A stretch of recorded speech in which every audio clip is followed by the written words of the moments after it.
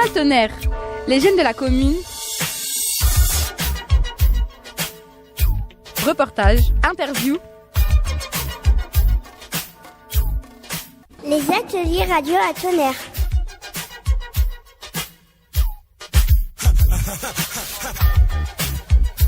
Je suis dans un musée, je crois, avec des sculptures, des peintures. Alors ici, on se retrouve à l'hôtel dit Cœur de Roi. Cœur de Roi, d'où vient ce nom ? Du nom de la dernière propriétaire, donatrice du musée, bibliothèque de la ville, et qui a légué cette bâtisse en exigeant que ce soit un lieu de culture et d'enseignement, et principalement pour les jeunes filles. Monique Bacle, guide des expositions et de l'espace culturel Cœur de Roi. De quand date la bâtisse ? Alors la bâtisse a été inspirée des palais italiens, donc la bâtisse date des années 1580 et elle a traversé les siècles et les tendances des différentes époques avec cet escalier et la marquise qui fait partie de l'art nouveau et cet très bel escalier. On peut retrouver quoi au sein de ce musée ? Alors au sein de ce musée, vous avez à la fois des peintures, donc vous avez des peintures de la femme d'Ernest Cœur de Roi.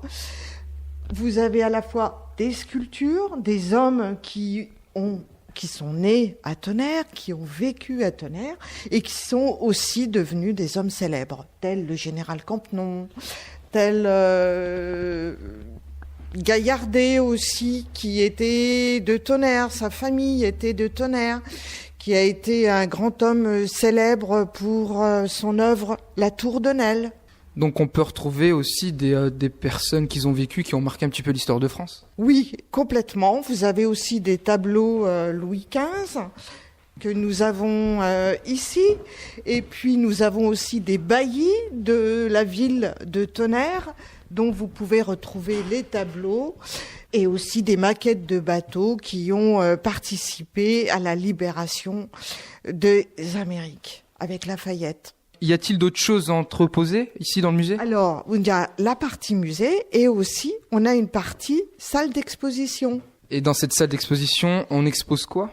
Alors, on expose des artistes, à la fois des peintres et à la fois des sculpteurs, de la verrerie, des faïences. Voilà, c'est très large. Quand vous êtes ici, votre travail consiste en quoi ?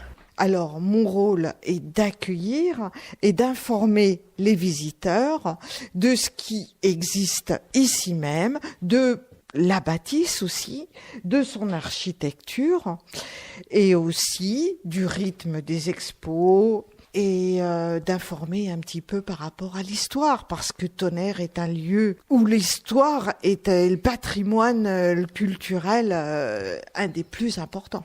Est-ce que c'est des vrais tableaux ? Voilà, justement, ce sont des très beaux tableaux comme vous le signalez, tout parce que justement, ils reviennent de restauration. Et c'est là, ce qui est intéressant, c'est qu'on a des œuvres authentiques qui, avec le temps, s'abîment et on peut les emmener en restauration et ils reviennent comme neufs. Reportage, interview, repérage. Martine Denoz, vous travaillez pour les municipalités et vous êtes vous-même très impliquée dans le monde de l'art.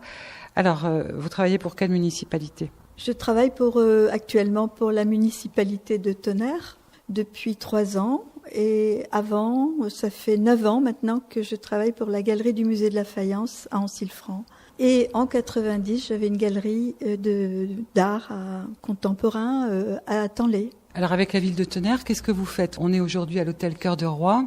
En fait, je cherche déjà des artistes, ou bien les artistes me cherchent en m'envoyant des dossiers, ou bien moi je vais dans leurs ateliers pour essayer de découvrir quelque chose qui m'a séduit lors d'une de leurs expos. Et en fait, ils me font confiance et c'est très agréable, aussi bien avec le maire d'Ancille-Franc qu'avec Madame Aguilar, la maire de Tonnerre.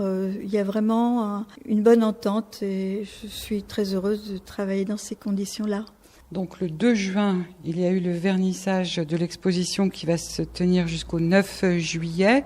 Sandra de Tourbet, qui est peintre, et Colette Grand-Gérard, sculpteur. Le titre de l'exposition que j'ai proposée à l'hôtel culturel Cœur de Roi, c'est « Femmes qui courent avec les loups ». En fait, je dis, c'est pas moi, au fond, qui l'ai proposé, c'est surtout Sandra de Tourbet, l'artiste peintre. On voit pas ni les femmes ni les loups, mais enfin, elle voulait surtout parler de ces femmes qui portent en elles une force instinctive et riche et en créativité et qui malheureusement, à cause d'une société où ont été assez muselées.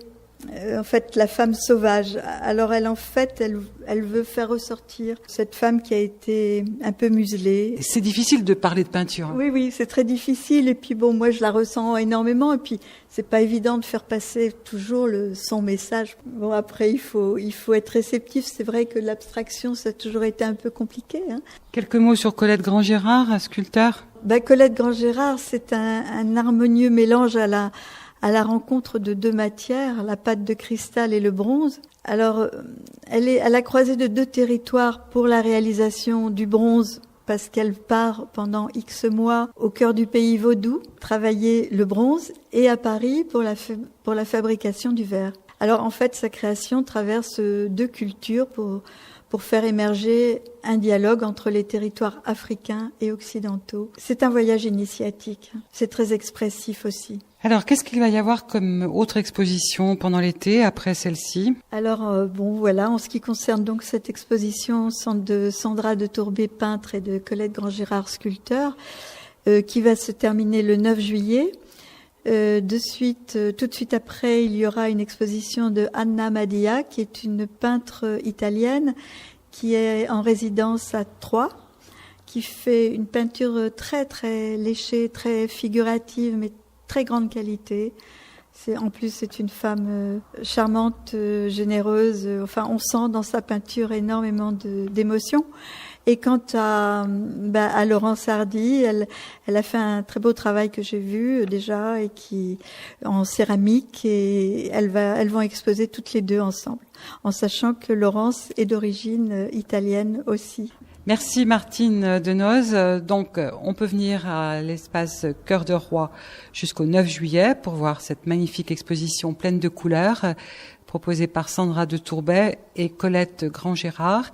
Et ensuite, jusque mi-août, on accueillera Laurence Hardy, qui est céramiste, et Anna Madia, qui est peintre. Merci Martine Denoz.